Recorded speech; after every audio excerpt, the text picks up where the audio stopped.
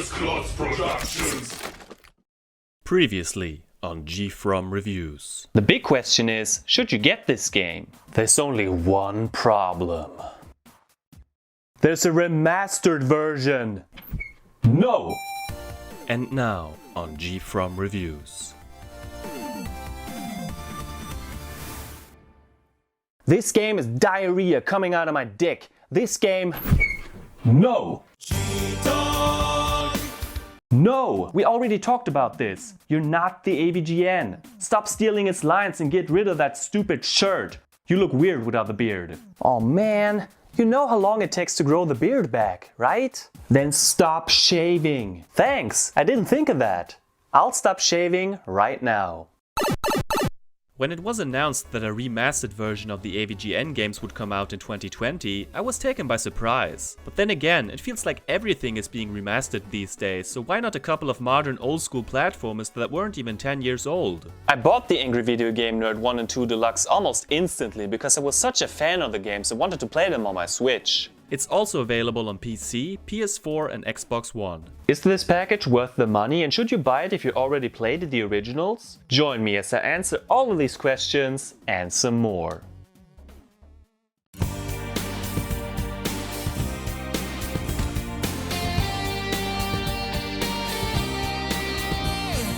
GFrom, the gamer, the legend, he's come to show you the way in this world of games. GFrom Reviews.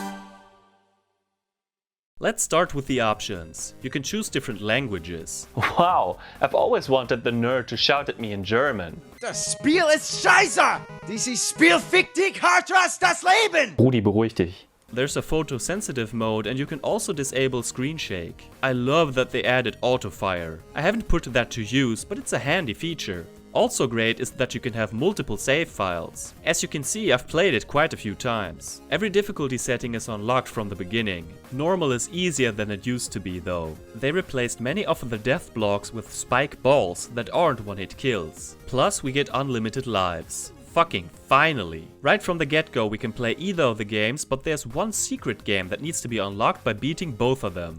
Ooh, how exciting! I love that we can see our progression in the main menu. Better get cracking on that 100%. The Angry Video Game Nerd Adventures has gotten a visual upgrade and it shows. Some of the level design has been spruced up as well. We'll compare each level as we go along. The tutorial allows us to shoot Nagy in the fucking face. Instead, the controls are displayed in the background. I like that approach. The background has more of an 80s synthwave look to it that makes things pop. The same goes for the level select screen. It even lets us replay the tutorial. Future Fuckballs 2010 looks way more detailed and the sunset in the background gives it a nice touch. The lighting is more atmospheric since the laser beams almost seem to reflect on the nerd's character model. Comparing them side by side really makes me appreciate the work that has been done here. New in this version are the NERD cartridges we know from the second game. Gives it more replay value for sure. The hidden characters return, but the cameos are gone. Instead, we meet the all geared up future nerd who gives us advice and power-ups from the second game. I love the super self-aware conversations they have. The boss is pretty much the same as before, but there's a keg of beer in the middle. The forest in Dungeons and Dickholes looks amazing. The giant claw is much easier on normal. Just look at the speed of the death blocks compared to the spikes. Beat It and Eat It looks mostly the same, but that's understandable with them going for an Atari look. The chick at the end isn't naked anymore, but the cowboy is. Probably more appropriate. He jumps a little faster in the remaster, which makes it slightly more difficult. Assholvania is way more detailed and looks incredible. Sadly, the moon is nowhere to be seen. Oh, never mind. By the way, we see more of Shit Pickle in this version. Again, the boss is pretty much the same, just with a new background. Happy Fun Candy Time looks even more on crack than before, although I have to say that I prefer the waterfalls and the simplistic look of the sun in the original. Future Nerd tells us that something's different. Yeah, no shit, the platform you're standing on for example. He's referring to the boss. The poor unicorn has been brutally murdered by the bloodstained bears, a reference to the Berenstain Bears. I get why they changed the boss, and the bears are actually relevant to an AVGN episode, unlike the old rainbowy monster. At first I thought we need to kill both the bear in the car and the flying dude that's crapping on us, but they share the same life bar. Very simple stuff. Of all the stages, I think Blizzard of balls! got the biggest visual upgrade. This looks gorgeous and makes the first version look poor in comparison. The cave has some holes in the background that we can peek through. Nice attention to detail. The ride on Santa is speeded up, which I welcome. The blood doesn't look as cartoony anymore. I prefer how it used to look. Sadly, the ghosts of Christmas have been changed. Gone are the likenesses of Stuttering Craig and Handsome Tom. Instead, make way for generic ghosts. The fight is way easier because the pits are smaller and the projectiles fire slower. Much work has been done on Thy Farts Consumed. Check out the background with the creatures hanging from chains. It looks way more atmospheric, but I kinda have a soft spot for the flashy visuals of the original Fire Laser Shark ride. The boss feels almost the same as before, but of course it's more difficult with death blocks. Even though you don't see all that much in the dark scenery of Boo! Haunted house. the differences are noticeable. In my opinion, the boss fight is way tougher now. Jimmy, follows us around instead of just moving from one side of the screen to the other without reason. For me, it's the hardest boss of AVGN Adventures Remastered. Also, is it just me or does Bimmy's hand move faster? The devil's in the details. Or at least Bimmy's the devil. Laughing, joking, numbnuts. It certainly looks different, but I don't know if I'd call it better.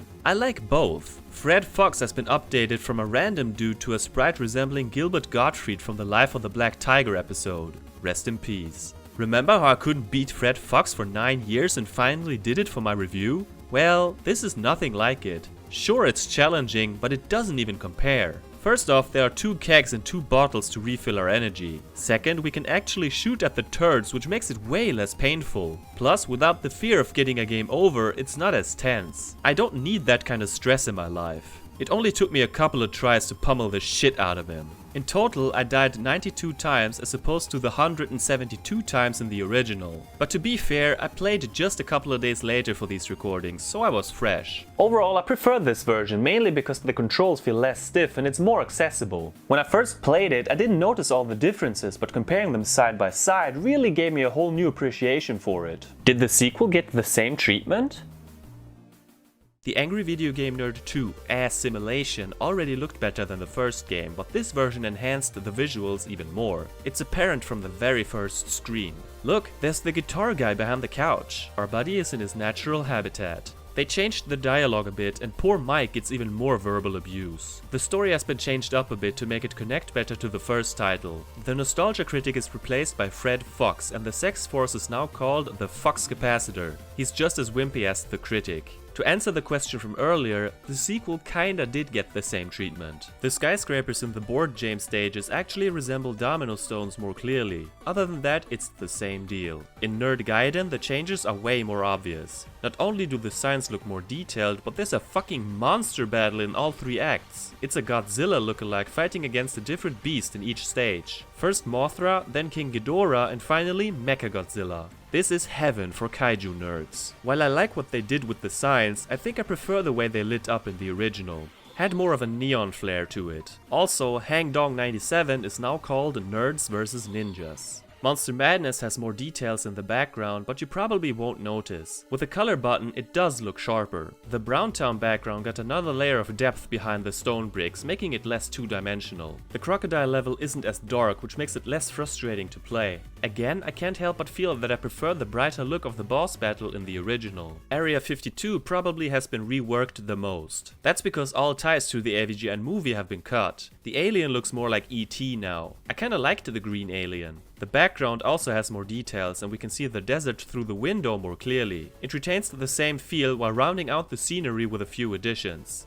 The boss level has a new name. That's because Dark Onward has been replaced with Dark Invader. I wonder what that's supposed to reference. The fight itself is pretty much the same and Darth Vader Invader also turns into a fucking scorpion. I think the fight itself is a bit simpler because the portals are further to the edge of the screen. Virtual Insanity looks almost identical as far as I can tell, except for the mini-boss of course. The final boss has been changed as well. This time Fred Fox sacrifices himself after explaining what's happening. He built a machine that turns everything into a shitty game. What a monster! Or an average LJN employee. Same thing.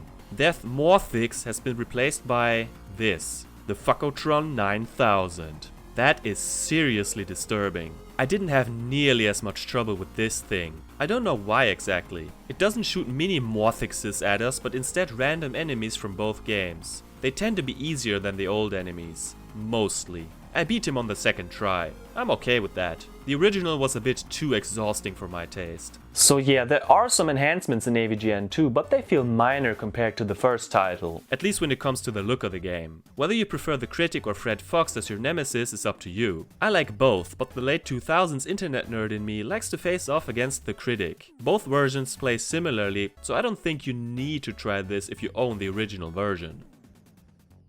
With both games beaten, we unlock the final chapter, Tower of Torment. The nerd sees a mysterious floating castle and someone calls him out on his games being shit. He takes off in a random UFO to face the mysterious voice. This is basically a bonus world of AVGN II, as it uses a similar map system. There are 4 levels in a world called Crappy Castle. The first stage is appropriately called What the Fuck? It's brutal and throws a tidal wave of stuff at us from previous levels. Enemies from different stages, spike traps, flip-flopping gravity, you name it. Your reflexes have to be on point and I love it. I've played it a bunch of times and it's still challenging for me. I could do without the limited view of this section right here, but other than that I approve of everything. Jumping on yellow is always fun. At the end we even get to fight a boss. Sort of. It's the giant claw, but it goes down super quickly. Getting the D is a bitch. The first time I looked around forever until I gave this a try. Even though it's a purely linear stage, the variety is high and for me it stands out as one of the best stages in the series. Already worth the package for me. Oh, and it looks amazing too. Next up is Big Mother Trucker. We're inside the castle now and have a limited view again. But oh, what's that? Hell yeah, it's the truck from Big Rigs. It lights up the area, but touching it of course means instant death. In an interesting twist, we have to make our way forward in time before the truck gets us. There's always the question of how far we should run. It's risky to go too far. Sometimes you feel you can barely make it only to die at the last possible moment. On the next floor, holy fuck! Oh my god, I love that! It's just like in the broken ass game. Going in reverse speeds up the truck to ridiculous velocities. Remember, it's not the only obstacle, so this is some intense stuff. The relief at the end feels magical. Another amazing stage that's among the best I've seen. Terrible Tower is the final regular level. This one's intriguing as well because it goes for a vertical Kid Icarus style with a screen wrap. I mean that going to the right makes you appear on the left side of the screen and vice versa. It really makes you think at times. Like here where we have to shoot to the left to hit the blue orb on the right. In contrast to the hyper intense stages that preceded Crappy Castle 3, this one lets us breathe again. It even has us collect keys like in Dungeons and Dickholes. The final part is quite tricky because of the different patterns of the spike balls. It's probably the simplest of the 3 levels, but I admire its puzzly creativity and enjoyed it just as much. It's time to end this. Rabbit season starts in the nerd room where we're greeted by the fucking rabbit. Of course they couldn't use Bugs Bunny. I can hear Mike's voice while reading this. At first it plays like one of the mini bosses and isn't much to brag about. But then, oh boy. This rabbit has problems. And the only way to harm it is to shoot pixel bullets up its rabbit hole while being bombarded by rabbit poo and carrots. Unsavory stuff. Like we're used to by this point, this battle is hard and forces us to button mash relentlessly. Before I figured out the pattern, it started to get frustrating. But all in all, it's not as hard as either of the original final bosses. It ends with us finishing off the nasty bunny in Mortal Kombat style. Finish him. By the way, the nerd's in hell now. Do I see a third game in our future where we explore that? Since its release, the Deluxe package has been patched. Among the changes are 3 new skins: Board James, Rex Viper and Justin Bailey. Ever played Metroid? The latter even has an arm cannon with a spread shot. They are unlocked by performing certain tasks like getting all nerd cartridges. It's a nice little bonus. The only thing we haven't talked about yet is the music. While it's mostly the same overall, there are some changes here and there. In AVGN Adventures, the AVGN theme now graces us in the level select song and the tutorial tune.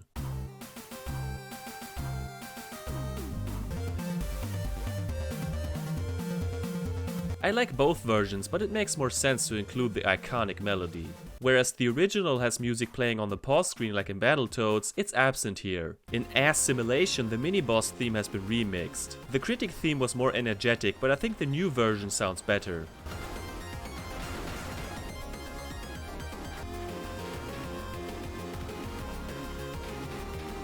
I love that underwater the music isn't as muffled as it used to be. Now we can actually hear it.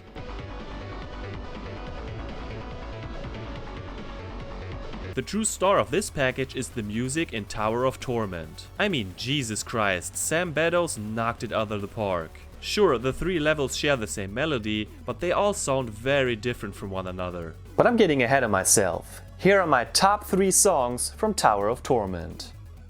Number 3. I already liked the Overworld song from ASSimilation, but this one has a richer sound and a nice beat. I like to hang here for a while before I enter a level.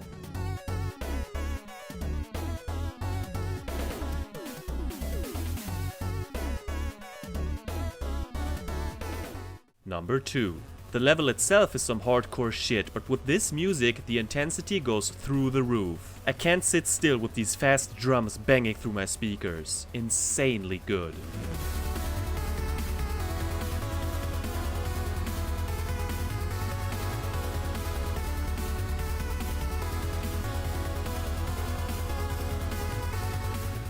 Number 1. This one's a little slower, but that way it reaches perfection. Listening to this over headphones gives me an eargasm. It's without a shred of doubt my absolute favorite track of all the AVGN games. God damn, I can't believe such a masterpiece exists.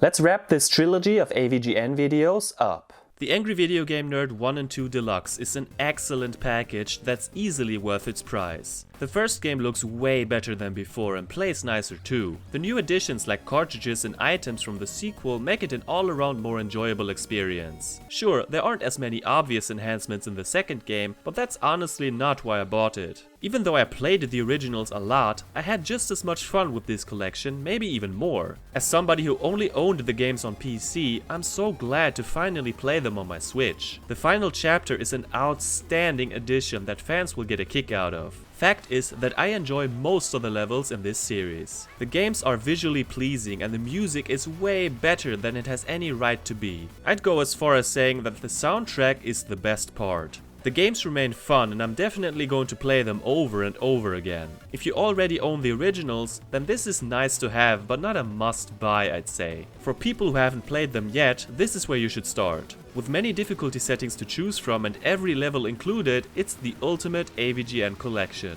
I don't see myself going back to the PC games too often anymore, because the deluxe version has it all. I wish there was some kind of reward for completing all games 100%, but I guess we can't have everything. I can honestly say that these games are some of my most beloved from the past 10 years. In my opinion, they're heavily overlooked. Going back to the first question I asked in part 1 of this miniseries, what are you nostalgic about? Am I nostalgic about the AVGN games? Back in 2008, when I discovered his videos, I sure as hell was nostalgic about PS1 games, even though they were just 10 years old at the time. James Rolfe and many other creators not only rekindled my interest in old games, but they gave me the feeling that I'm not alone with this. There's a huge community behind retro games and I think that's a beautiful thing. I'm also very nostalgic about the first few seasons of AVGN as they helped me through dark times. They inspired me to be creative when I started my YouTube show way back in 2009. So yes, you can say that I'm nostalgic about AVGN adventures. They remind me of a time when I was a little burned out on video games. For a period of a couple of years I didn't play much, but this was a game I kept coming back to. Of course there are better platformers out there, but this happens to be just what I want. I'm ready for another sequel.